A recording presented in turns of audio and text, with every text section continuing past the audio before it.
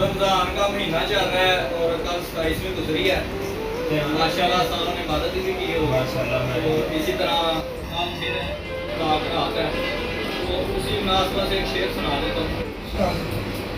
खुद पर इश्क की वहशत को मुसल्लत करूँगा, इस कदर खाक उड़ाऊंगा क़यामत करूँगा। खुद पर इश्क की वहशत को मुसल्लत करूँगा, इस कदर खाक उड़ाऊंगा क़यामत करूँगा। हिजर की रात मेरी जान को आई हुई है, बच गया अगर मैं तो मोहब्बत की मजम्मत करूँगा। वाह वाह क्या बात। हिजर की रात मेरी जान को आई हुई है, बच गया अगर मैं तो मोहब्बत की मजम्मत करूँगा। अब तेरे रात संभाले नहीं जाते मुझसे, मैं किसी रोज अमानत में खयानत करूँगा।